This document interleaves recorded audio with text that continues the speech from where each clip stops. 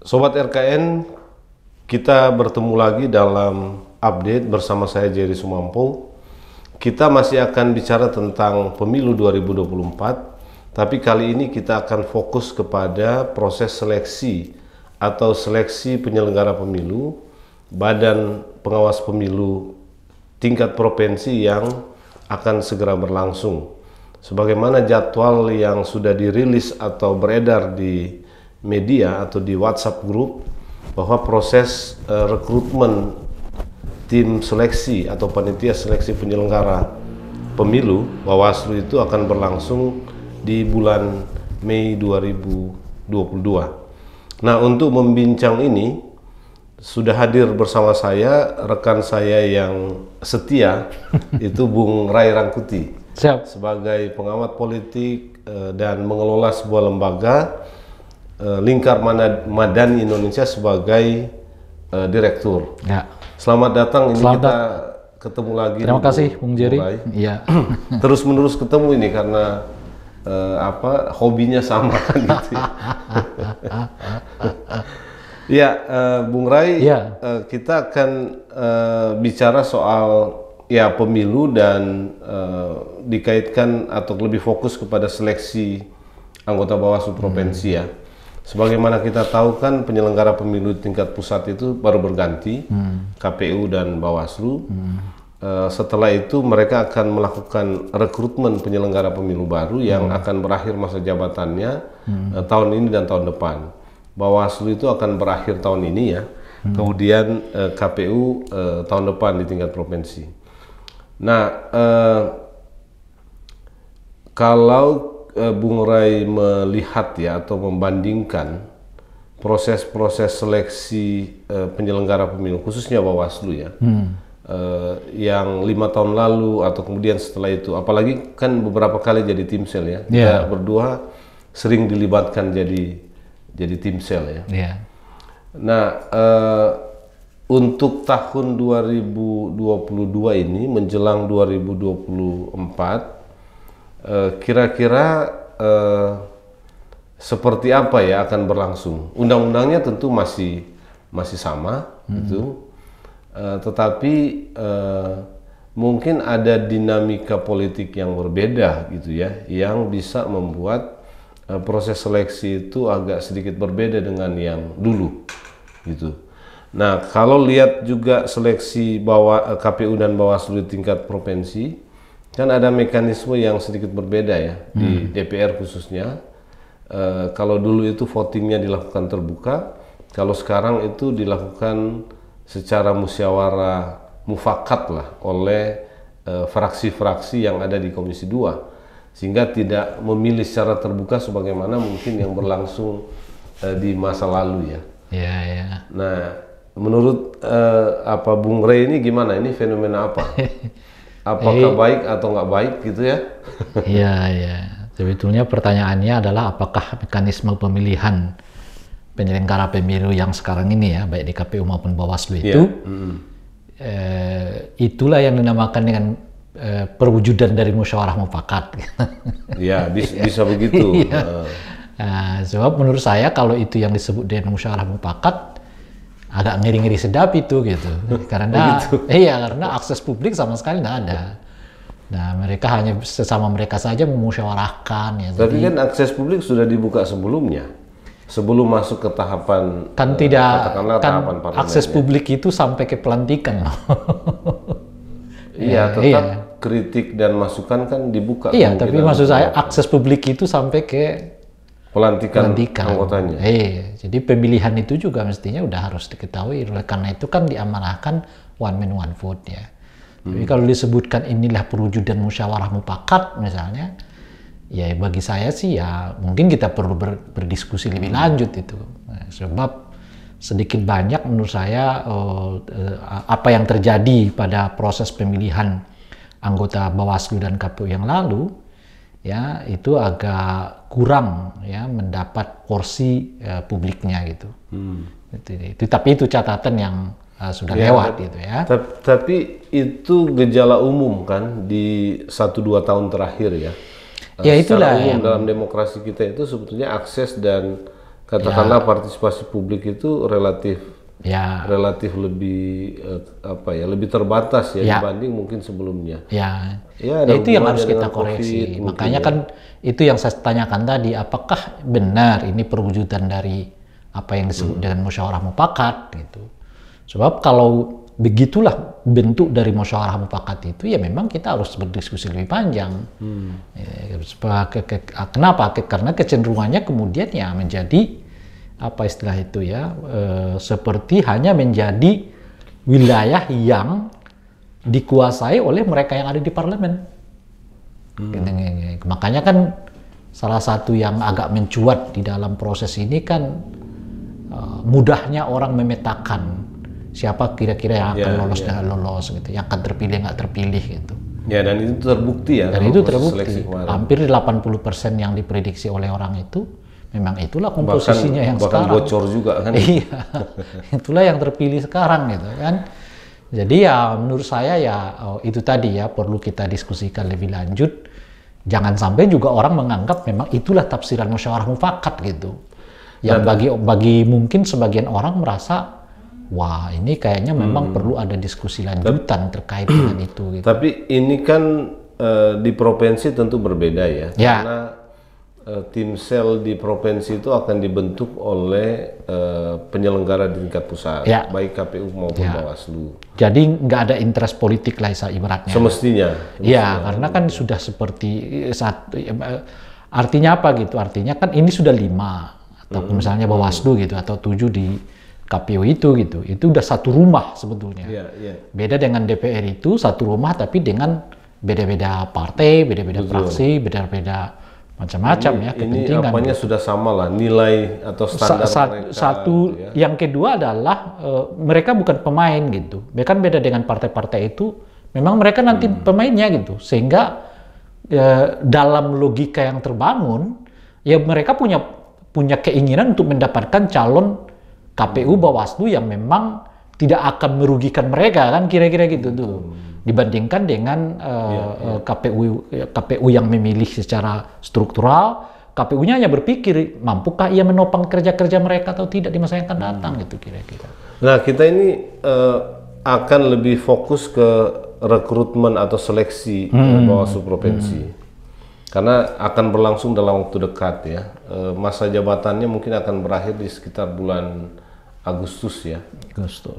Dan kalau dengar informasi yang beredar, tim seleksi itu sudah harus dibentuk di bulan Mei, sehingga di awal bulan Juni itu sudah menjalankan proses seleksi. Udah mulai pendaftaran lah, proses pendaftaran, verifikasi administrasi macam-macam lalu. Kalau tanggal yang muncul itu kan sekitar tanggal 11 ya. 11 sampai 20 itu pembentukan tim seleksi.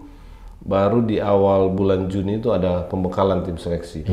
Nah, Bung Ray ini kan pernah jadi beberapa kali tim sel di di provinsi ya. Dinamika tim selnya sendiri seperti apa sih? Kalau merujuk kepada pengalaman sebelumnya ya. Kan ini komposisinya kan beda-beda ya menurut saya. Pertama ada kemungkinan anggota KPU-nya juga ada. Bawaslu. Sorry, anggota Bawaslu-nya ada di satu provinsi tertentu misalnya ya. Nah, tapi kalau anggota Bawaslu nggak mungkin dong. Iya, itu yang maksud dilanjutkan. Tapi di beberapa tempat juga justru mereka mengirim orang sebagai perwakilan dari katakanlah Bawaslu pusat ke daerah itu. Jadi suara mereka prosesnya macam-macam dititipkan kepada orang ini untuk mengawal prosesnya di daerah yang bersangkutan gitu. Karena mereka secara fisik ya, secara ini mungkin tidak memungkinkan sehingga mereka mendelegasikan kepada orang lain untuk bisa katakanlah mengawal proses itu dengan yang semestinya gitu. Nah, ditambah tentu komponen dari daerah sendiri. Biasanya berasal dari tokoh-tokoh masyarakat atau berasal dari kelompok intelektual, akademisi di masyarakat, di masyarakat itu gitu. Nah, jadi boleh disebut ini sebetulnya perpaduan antara wakil dari pusat, entah itu anggotanya sendiri ataupun yang diwakilkan atau didelegasikan kepada orang lain, dengan tim yang dibentuk sendiri di daerah gitu. Yang tentu ya mereka pilih lah orang-orang. Iya tentu yang memilihnya adalah KPU nasional ya. Yang Bawaslu nih. Bawaslu nasional. Tahun depan ini. Iya, Bawaslu. Nanti kita bicara lagi nih soal KPU tahun depan. Bawaslu nasional gitu ya. Nah, siapa-siapa orangnya, siapa-siapa ini, tetapi yang tentu diharapkan memiliki kriteria yang udah pasti harus independen. Orang-orang yang bersangkutan kan. Tidak memiliki konflik of interest dengan proses yang sedang terjadi. Misalnya ya adiknya sedang mendaftar gitu kan, saudaranya sedang mendaftar, istrinya sedang mendaftar, itu nggak boleh. Jadi kan harus ada kerelaan itu. Jadi kalau misalnya diminta oleh Bawaslu untuk menjadi tim seleksi, ya dengan sendirinya mereka harus jaga jangan sampai kerabat dan pemilih mereka untuk terlibat di dalam proses itu. Ya, gitu, artinya kalau ada kerabat yang mau maju, ya berarti jangan ikut tim sel. Itu satu catatan. Itu sasarannya. Karena saya pikir yang seperti ini perlu betul-betul ya memang ditegakkan, karena ya sama dengan di pusat, di daerah juga tanda kutip ya persaingannya juga nggak kurang-kurang tingginya gitu. Karena kan potensi-potensinya juga sama kan. Karena apalagi dengan tren seperti sekarang, di mana kelihatan yang jadi anggota KPU nasional itu berasal dari anggota KPU daerah gitu. Jadi ini semacam besar, ya? Iya, semacam ini karir Bawaslu ini. Iya, baik di Bawaslu maupun di KPU kan. Jadi semacam karir nih. Jadi mulai bertahap nih, dari mungkin di kabupaten kota Bawaslunya dulu, langsung itu ke provinsi, dan setelah itu nanti ke pusat gitu. Nah, kalau kita lihat sebetulnya bukan untuk kali ini saja, tapi untuk KPU yang sebelumnya juga modelnya sudah hampir begitu. Jadi sebetulnya kalau boleh dilihat proses regenerasi itu kepemimpinan di lingkungan elit struktural kebangsaan kita, kenegaraan kita itu ada di penyelenggara pemilu, gitu kan, berbanding dengan partai politik gitu. Di pemilu itu ya udah ada jenjangnya kelihatan tuh, ya meskipun tentu tidak pakem, ya tapi trennya udah kelihatan. KPU udah kabupaten kota dulu, bahkan misalnya dari Panwascam dulu gitu ya, pindah ke Bawaslu kabupaten kota, kemudian ke provinsi, dan itu juga nasional. Konsekuensi dari makin ini konsekuensi dari makin fokusnya ya penyelenggara pemilu itu dengan atau makin artinya yang jadi penyelenggara pemilu itu sekarang lebih banyak yang memang punya track record masa lalu pernah terlibat dalam urusan kepemiluan. Kalau dulu kan ada ahli komunikasi diambil, ahli manajemen diambil, perwakilan dari dari. Tapi ini seperti yang disebutkan tadi, Bung Dir, ini hanya tren ya, itu bukan pakem. Jadi tren itu makin kuat. Jadi tidak karena itu kemudian yang sama sekali belum punya pengalaman di Bawaslu misalnya, lalu nggak boleh. Tidak boleh gitu, atau bukan tidak boleh, tapi boleh punya gitu. Mungkin bukan itu masalahnya, punya potensi nggak terpilih gitu. Enggak, belum tentu gitu. Jadi justru kalau itu kan pertama kalau model kita yang dulu, tapi bisa juga model sekarang berbeda. Kita karena belum tahu sebenarnya. Makanya kalau di eranya saya, di waktu saya itu misalnya ada makalah yang harus kita nilai. Tentu di luar soal tes tertulis ya. Kemudian juga ada psikologi ya. Baru kemudian wawancara gitu. Nah, itu semua memungkinkan oleh siapapun bisa lolos dan bisa tidak lolos. Mereka yang sudah lama entah itu misalnya di Bawaslu, dari Panwascam ke Bawaslu kabupaten kota dan kemudian ke provinsi, di level-level ini bisa nggak lolos juga gitu. Jadi yang makanya kita sebutkan tadi ini tren gitu ya, tapi tidak menutup kemungkinan bagi orang yang sama sekali belum pernah bersentuhan dengan dunia ini atau pernah bersentuhan tapi tidak intens gitu, tidak terpilih, itu tetap saja sangat memungkinkan untuk terpilih ya sebagai anggota Bawaslu, entah itu di tingkat yang sekarang ya provinsi gitu ya. Nah, kalau kita mau sedikit ke belakang ya, sebetulnya ini untuk mencari kira-kira postur penyelenggara pemilu Bawaslu di tingkat provinsi itu sebaiknya seperti apa. Nah kalau lihat tantangan pemilu nanti, gitu ya, dengan mungkin pengalaman-pengalaman kita dulu, mengamati dan memantau kinerja teman-teman penyelenggara pemilu Bawaslu di tingkat provinsi itu, kira-kira kita butuh orang seperti apa ya dalam kan ini juga penting ya, artinya proses seleksi itu jangan semata-mata jadi administratif saja ya, orang daftar lalu diseleksi, tapi mungkin perlu ada penekanan, kita butuh orang seperti apa sih untuk menjadi penyelenggara pemilu di 2024 gitu, karena agak ada sedikit perbedaan nih, meskipun undang-undang nggak berubah, tapi ada sedikit perbedaan pelaksanaan pemilu dan pemilihan atau pilkada gitu di tahun yang sama. Ya. Ini yang berulang kali saya sebutkan ya, Bung Jer ya. Sebetulnya kalau dilihat dari dua penyelenggara pemilu, entah itu KPU maupun Bawaslu, justru tantangan terbesarnya itu menurut saya ada di Bawaslu, bukan di KPU gitu. Kenapa saya katakan begitu? Karena yang dinamik itu sebetulnya adalah Bawaslunya. Kalau KPU itu stagnan sudah. Memang itu aja pekerjaannya gitu.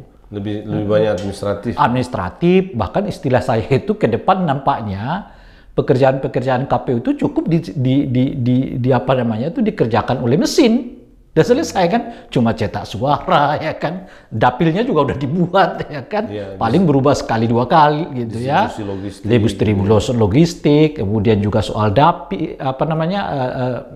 pemilih, yang kalau iktp kita makin membaik, ya tentu persoalan-persoalan yang kita alami entah itu pemilu 2014-2019 itu nggak akan terjadi lagi gitu kira-kira. Udah baik teknologi semua gitu ya.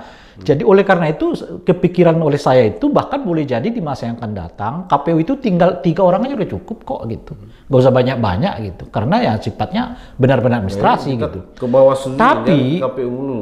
Tapi pada saat yang bersamaan sebetulnya tantangan terberat kita itu justru ada di Bawaslunya. Kenapa gitu? Karena tren pelanggarannya kalau kita belajar dari pengalaman pemilu 2014, 2019 dan pilkada serentak ya 2020 yang lalu gitu, itu justru menemukan ya bentuk-bentuk pelanggaran yang makin jadi tren gitu. Dan besar dugaan saya pelanggaran-pelanggaran ini akan tetap terjadi pada pemilu 2024 yang akan datang gitu ya. Nah kalau saya boleh singkat, kira-kira ada sekitar 4 tren yang satu penyakit lama yang tak sembuh-sembuh gitu ya. 2 penyakit yang mulai muncul, dan yang ketiga kemungkinan akan muncul. Penyakit lama yang nggak sembuh-sembuh namanya politik uang. Nah, saya akan berbicara juga soal ini nanti ya, kepada soal tantangan yang terberat soal di politik uang ini gitu ya. Yang kedua ada politik identitas yang kelihatan makin marak sejak 2014, 2017 di Pilkada DKI Jakarta, 2019 yang lalu, dan sedikit banyak agak beredar di 2020 di Pilkada. Tapi tidak menutup kemungkinan itu akan terjadi lagi di 2024 yang akan datang gitu. Dan yang ketiga adalah unprofesionalnya ASN. Jadi ASN kalau kita belajar, ya kalau yang menarik di Pilkada 2020 yang lalu, selain maraknya politik uang, tapi politik identitas agak menurun, tapi kecenderungan ASN untuk berpihak itu makin terbuka. Jadi semakin mereka diadukan ke katakanlah ke KSAN gitu ya, tetapi mereka tidak begitu takut dengan sanksi-sanksi yang diberikan gitu. Jadi ini punya potensi. Dan yang keempat, nah ini salah satu tantangan yang mungkin potensinya akan besar di 2024 yang akan datang, yaitu apa? Keberpihakan, khususnya dalam ini KPU. Kenapa saya katakan begitu? Bukan keberpihakan KPU, dan tentu menjadi tugas Bawaslu untuk melakukan pengawasannya. Kan ini deretan-deretan kemungkinan pelanggaran yang harus diawasi oleh Bawaslu tadi temanya ini kan. Kenapa saya katakan keberpihakan penyelenggara dalam ini KPU gitu? Saya kira pasca adanya keputusan Mahkamah Konstitusi yang menetapkan kembali bahwa keputusan DKPP itu dapat diperkerakan di TUN, kira-kira gitu ya, itu membuka peluang orang untuk tanda kutip lah ya, tidak terlalu mengerikan lagi putusan-putusan DKPP itu gitu. Dan sejauh yang kita lihat, gugatan terhadap putusan DKPP itu selalu menang di TUN. Sejauh ini ya, sejauh yang kita tahu, setiap orang yang melakukan gugatan terhadap keputusan DKPP, nah, bukan keputusan DKPP-nya sebetulnya, keputusan administrasi dari pejabat negara terkait dengan rekomendasi dari DKPP itu, gitu ya, yang melaksanakan putusan DKPP itu umumnya menang di petitumnya gitu ya.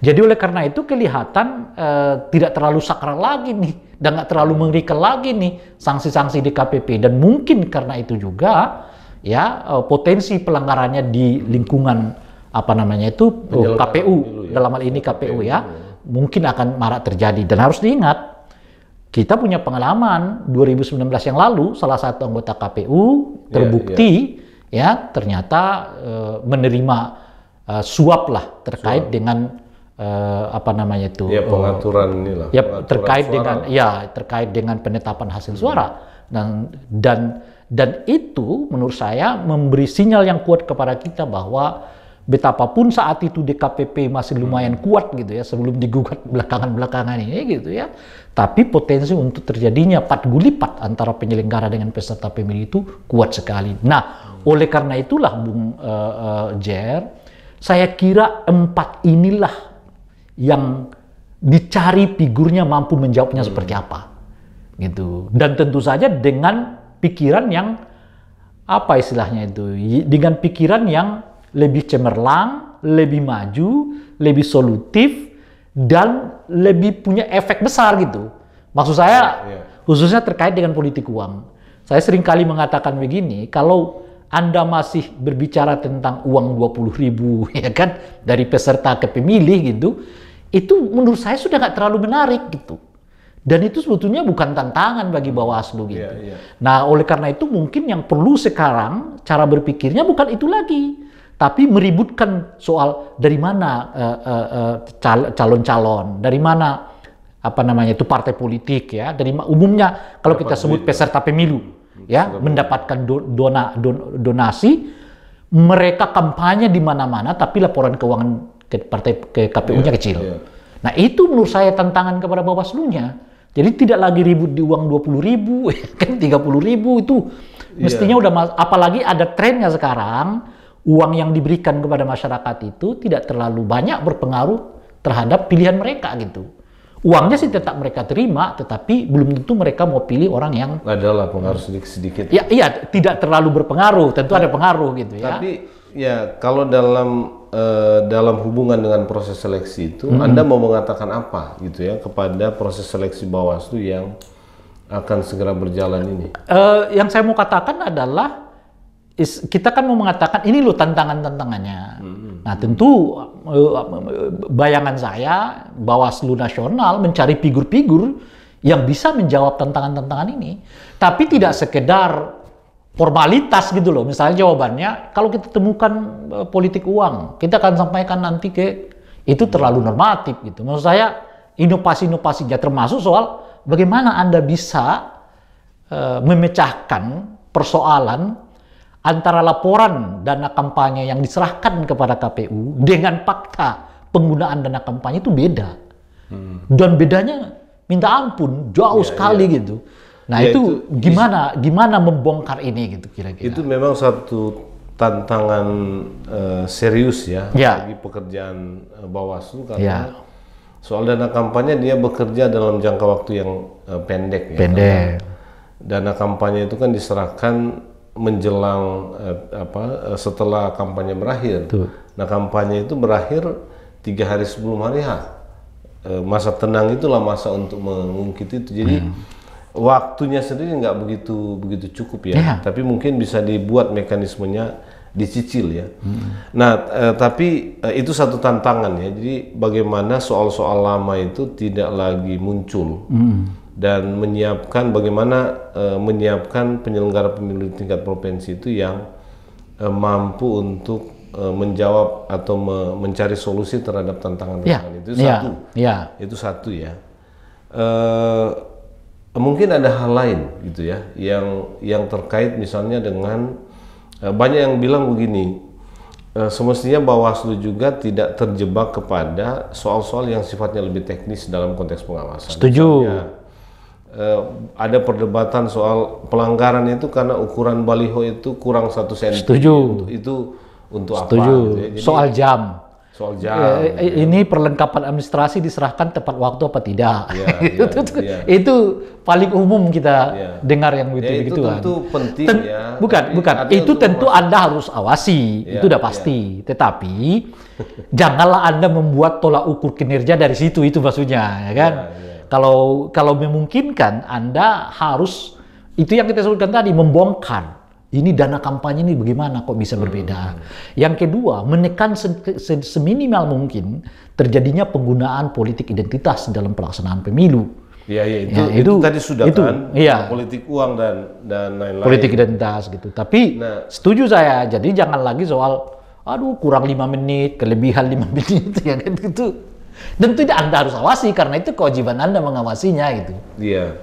Nah, cuma proses seleksi ini kan akan mulai dengan pembentukan tim seleksi. Jadi sebetulnya salah satu kuncinya juga adalah di tim seleksi ini. Ya. Karena dia akan menghasilkan anggota Bawaslu ya paling tidak 5 atau 14 yang akan direkomendasikan kepada Bawaslu RI untuk mereka pilih 5 dan 7 ya, yang akan menjabat pertama kali ya. Nah, tim seleksi ini tadi posisinya penting. Nah, cuma bagaimana kira-kira ya? Saya sebenarnya membayangkan begini. Jangan Bawaslu RI katakanlah memberi tidak memberi arahan kepada tim seleksi ini untuk menghasilkan orang-orang seperti apa gitu ya. Jadi kalau bebas begitu kan kadang-kadang kita nggak punya fokus dan tujuan ya. Ini orang-orangnya harus seperti apa. Jangan-jangan yang seperti tadi juga tidak menjadi sesuatu yang mereka pedulikan gitu untuk dilihat. Ya. Jadi tentu selain hal-hal yang bersifat kualitatif yang kita sebutkan itu tadi ya, itu pun kalau Bawaslu yang sekarang setuju dengan pikiran itu, tantangannya ada di 4. Namanya kan usul. Tantangan itu ada di 4 itu kita sebut saja bagian yang kualitatif gitu ya. Tapi memang juga harus dipikirkan soal misalnya ya soal independensi itu mutlak. Kalau itu kan ya profesionalisme, independensi. Kalau profesionalisme itu kan belum bisa kita ukur. Tapi soal independensi dia jelas bisa kita ukur. Punya hubungan nggak ya dengan ini nggak itu dan seterusnya itu. Dan independensi itu sendiri harus ada di dalam diri tim seleksinya. Tim seleksi. Gitu. Tapi menurut saya penting juga untuk mendorong keberwarnaan. Keberagaman di dalam postur Bawaslunya ya, atau keanggotaan Bawaslunya itu gitu. Jadi tidak mencerminkan satu organisasi tertentu misalnya atau satu alumni tertentu satu ini tertentu gitu. Sehingga kita tetap berpaku pada tipikal ikonik dan historikal fundamental bangsa ini. Apa itu? Ya keberagaman itu gitu. Jadi itu kan makna dari namanya gotong royong kan. Jadi tidak semua ngambil semua gitu loh. Meskipun dia bisa, tapi selalu bersedia untuk berbagi dengan orang lain. Meskipun saya sebetulnya bisa ini semua mengambilnya gitu. Tapi atas dasar filosofi bangsa kita yang mau gotong royong, ya saya harus tahu diri, cukuplah saya di sini, yang lainnya harus dibagi kepada yang lain. Nah, saya pikir keberagaman ini penting, dan di situ yang saya sebutkan tadi, independensi dari tim seleksinya juga penting, sehingga tidak punya kecenderungan untuk memanunggalkan gitu ya. Mentunggalkan keanggotaan itu gitu. Jadi kualitas, independensi, keragaman, ya kan tiga ini menurut saya salah satu yang memang yang penting dalam kerangka dan tentu saja inovasi Nah, inovasi nanti hubungannya dengan kualitas ini kan. Iya. Jadi apa pikiran-pikiran mereka, apa khususnya soal bagaimana mengatasi ASN, mengatasi macam-macam dan seterusnya itu gitu. Jadi kalau jawaban-jawabannya ya seperti yang kita dengar selama ini gitu ya, ya tentu. Nah, tapi ini menurut saya penting satu kategori ini ya, soal keberagaman tadi, bagaimana menghasilkan anggota yang tidak homogen dari satu kelompok atau organisasi atau alumni tadi, tapi lebih bervariasi dari representasi kelompok yang ada di daerah. Nah, kalau Bung Rai melihat apa sih pentingnya anggota yang beragam itu dalam konteks politik dan pemilu kita katakanlah di 2024 ini? Pertama seperti yang saya sebutkan tadi, ini kan apa namanya itu ya, filosofi dari bangsa kita yang gotong royong kan. Sekalipun itu yang sangat fundamental. Itu dasarnya ya. Nah, itu dasarnya. Tapi tujuannya apa? Tujuannya untuk terus-menerus mengingatkan bangsa kita itu bahwa kita ini diciptakan dari berbagai spektrum yang berbeda, tapi untuk tujuan yang sama gitu. Nah, oleh karena itu sebaik mungkin di dalam setiap hal ya spektrum itu tetap dipelihara, tetap digelorakan gitu. Termasuk, nah ini yang kelima, Bung. Ada lagi yang kelima. Ya, ada yang kelima. Lanjutan dari ini apa? Soal kecintaannya terhadap demokrasi. Gitu. Itu juga mesti harus clear. Gitu. Sehingga komitmennya terhadap demokrasi. Sehingga orang yang masuk ke dalam itu tidak semata-mata didorong oleh katakanlah misalnya cari pekerjaan. Ya kan? Didorong oleh apa? Kepentingan politik yang tersembunyi yang kita nggak tahu. Yang ada di belakang. Iya, gitu kira-kira. Atau agenda-agenda dirinya sendiri yang tersembunyi. Enggak. Jadi dia punya kesadaran penuh bahwa sistem berbangsa dan bernegara kita ini ya demokrasi. Karena demokrasi lah Bawaslu itu ada gitu loh. Karena demokrasi lah KPU itu ada. Dan dia harus punya kewajiban moral dan kewajiban untuk memelihara demokrasi ini nggak kemana-mana. Dan lebih dari itu, dia sebetulnya juga punya kewajiban moral untuk meningkatkan kualitas demokrasi itu. Jadi nggak hanya sekedar menjaga, tapi juga meningkatkan. Melalui apa peningkatan demokrasi itu? Pertama adalah Anda jaga potensi pelanggaran yang 5 ini, kan kira-kira gitu. Yang kedua, jangan Anda berpikir untuk kemudian ya pemilu ini hanyalah ajang sirkulasi biasa gitu loh kira-kira. Rutinitas 5 tahunan.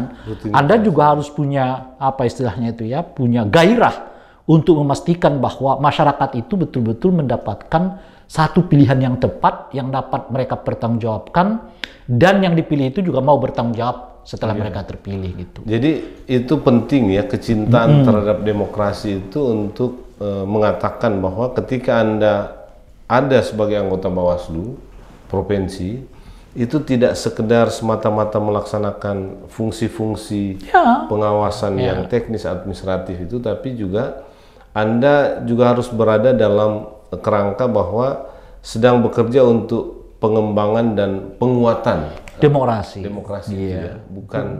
Bukan rutinitas yang bukan teknikal gitu ya, bukan sekedar itu tadi ya, yang penting kita melaksanakan tugas kita. Enggak. Anda harus juga punya pikiran, itu yang saya sebutkan tadi ya, bagaimana pemilu ini bukan hanya rutinitas 5 tahunan, gitu. Kita seperti masuk ke dalam sebuah mesin yang bekerja begitu-begitu aja, tidak gitu. Tapi kita masuk ke dalam sebuah mesin untuk memastikan, bukan saja untuk memastikan mesin itu bekerja, tapi juga memastikan bahwa mesin itu melahirkan ya satu produksi yang jauh lebih baik dibandingkan yang sebelum-sebelumnya itu. Dan itu tanggung jawab moralnya gitu. Nah, ini berarti kan begini, apakah Bung Ray menilai ya bahwa di masa lalu atau yang sekarang sedang berlangsung dimensi atau 5 dimensi tadi itu memang kurang ya, khususnya mungkin yang kelima dan keempat tadi. Yang keempat itu kan penting juga ya, karena bagaimana keberagaman itu dipelihara. Dan itu juga menjadi satu cara ya bagaimana menghadapi politik identitas yang makin kuat gitu. Nah, apakah memang yang sekarang itu nggak begitu nampak ya? Atau Ya, memang ini karena kita punya tantangan yang berbeda di 2024? saya kira mungkin awalnya dulu ada semangat itu, meskipun akhirnya ya kembali ke rutinitas itu gitu. Rutinitas Ya, teknis administrasi itu. Gitu. Sekedar menggugurkan. Ya, gitu. Nah, oleh karena itu ya harus direproduksi terus. Tahun ini kita harus reproduksi lagi. Ya, mereka yang mungkin ya diminta oleh Bawaslu untuk misalnya menjadi tim sel nanti di daerah masing-masing, ya bisa mereproduksi ini kembali, mencari figur-figur yang nggak sekedar paham. Ya, karena kalau cuman paham mengerti itu mudah sekali kan, Anda tinggal baca undang-undang kok gitu. Ya kan, terlalu penting hafalin tuh pasal per pasal macam-macam. Bahkan ada yang bilang ya sekretariat kita sudah hebat-hebat lakukan itulah. Dia udah berkali-kali lakukan pemilu. Itu kan? Dia, jadi makanya kita nggak sekedar nyari orang yang begitu gitu. Tapi juga nyari orang yang punya gairah, ya memelihara keragaman, gairah memelihara demokrasi, meningkatkan demokrasi gitu ya. Tentu ya di samping itu adalah soal gairah untuk mencari inovasi-inovasi untuk menekan berbagai pelanggaran. Itu kriteria yang ketiga tadi ya, orang yang bisa lebih inovatif gitu. Nah, ini saya kira menarik ya, mudah-mudahan percakapan kita ini bisa mempengaruhi atau katakanlah didengar oleh teman-teman Bawaslu untuk menjadi catatan mereka yang akan dituangkan dalam proses seleksi nanti ya. Tentu mulai dari seleksi bukan seleksi, pencarian tim seleksi gitu ya, sampai kepada menentukan siapa yang akan menjadi anggota Bawaslu di tingkat provinsi. Nah, Bung Rai, Anda optimiskah kalau apa yang kita bicarakan ini bisa diimplementasikan? Kalau saya melihat, kalau lihat teman-teman Bawaslu sekarang lah ya. Kalau saya melihat orang sekarang, saya selalu optimis dengan masa depan Indonesia. Ya, pastilah kalau itu. Tapi kalau saya melihat orang-orang masa lalu, saya selalu pesimis dengan masa depan kalau Indonesia. Masa lalu kan sudah itu makanya. Penting oleh karena itu kita sedang menghadapi generasi baru. Ya, dan yang jauh lebih canggih. Ya, mestinya jauh lebih terlatih di dalam iklim berdemokrasi gitu, sehingga persyaratan atau bukan persyaratan ya, kriteria-kriteria yang kita sebutkan itu tadi yang belum tentu menjadi kriteria ya di dalam tim seleksi nantinya gitu. Ini semacam usulan saja. Saya kira itu mereka juga nggak akan sulit mendapatkan orang yang seperti itu gitu. Asal itu tadi tim seleksinya juga membuang segala kepentingan lain ya, selain kepentingan dirinya ya, kemudian meneguhkan kembali independensinya, nggak ada kecenderungan untuk mencari kelompok-kelompok ya, dan meskipun kadang-kadang saya berpikir agak sulit itu karena di daerah itu sudah banyak juga orang-orang yang kasak kusuk untuk jadi itu sih terjadi di mana-mana gitu. Tapi itu kan itulah memang tim seleksinya juga harus memahami tanggung jawab yang diembankan kepada mereka. Meskipun mungkin ya kita mungkin juga sulit betul-betul berdiri dengan ideal seperti yang dibayangkan gitu. Tapi setidaknya Anda tidak bias. Itu yang penting. Jadi kalaupun misalnya katakanlah ya punya kecenderungan A atau B, tapi itu memang melalui proses yang semestinya gitu. Betul. Ya, nggak ada yang di-markup, nggak ada punya kecenderungan untuk memberi dia fasilitas-fasilitas yang berlebihan dan seterusnya gitu. Fair lah. Dia muncul secara alami gitu.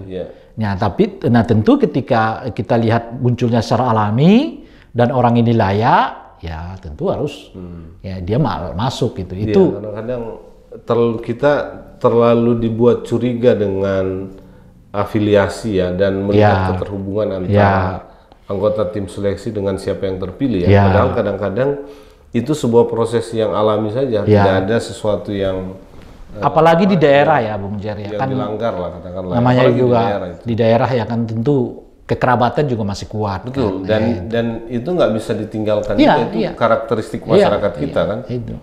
Makanya mungkin seperti yang kita sebutkan itu tadi, kepada mereka yang mungkin nanti diminta oleh Bawaslu untuk mendampingi mereka melakukan seleksi ini, ya itu harus dipikirkan betul matang-matang soal independensi itu. Ya, keluarga mereka tidak boleh bukan tidak boleh ya, memang sudah sewajarnya nggak ikut ya, supaya yang punya hubungan sangat dekat ya, supaya tidak menurunkan kredibilitas dari tim seleksinya gitu.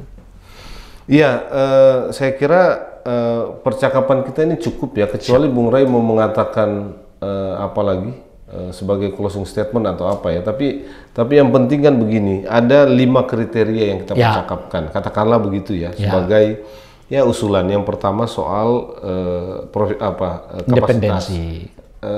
kapasitas dulu, kemampuan ya.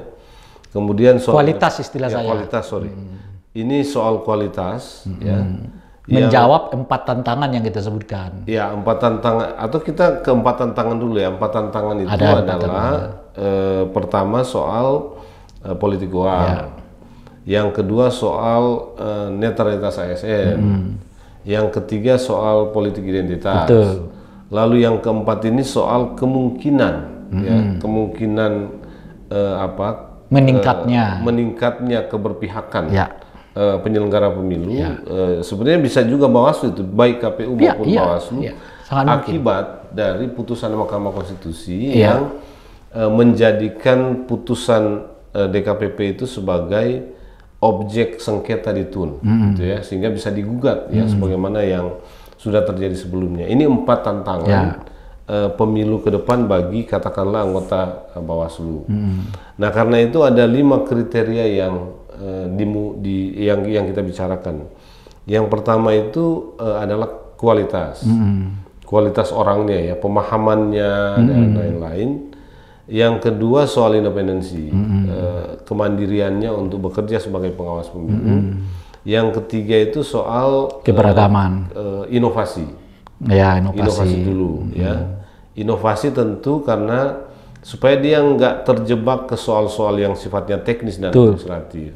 Lalu yang keempat itu adalah keberagaman ya. Jadi postur anggotanya itu harus mencerminkan keterwakilan kelompok, tidak didominasi oleh satu kelompok atau satu warna tertentu. Lalu yang kelima ini yang tidak kalah pentingnya adalah dia harus mencintai demokrasi. Kecintaan pada demokrasi. Kecintaannya pada demokrasi, supaya kerja-kerja pengawasan itu menjadi kerja sebagai bagian dari memperkuat dan membuat kualitas demokrasi kita itu makin baik. Ini luar biasa sekali ini kriterianya. Dan mudah-mudahan kita berharap teman-teman Bawaslu ini melihat ya dan mendengar untuk memberi semacam arah bagi tim seleksi dan proses seleksi anggota Bawaslu provinsi yang akan berlangsung segera ini. Terima kasih Bung Ray. Siap. Untuk banyak pikiran dan gagasan yang hebat gitu, yang luar biasa. Kita nanti akan ketemu lagi dalam update berikutnya bersama Bung Ray.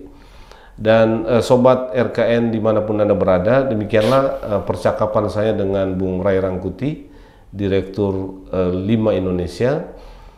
Kita berharap proses seleksi anggota Bawaslu itu berlangsung dengan baik dan lancar dan menghasilkan orang-orang yang mampu menjawab 4 tantangan tadi, dan berharap penyelenggara pemilu Bawaslu RI itu bisa memberi perhatian tentang 5 kriteria yang tadi sudah kami percakapkan. Demikian update kali ini bersama saya Jerry Sumampo. Kita ketemu lagi dalam update berikutnya. Terima kasih.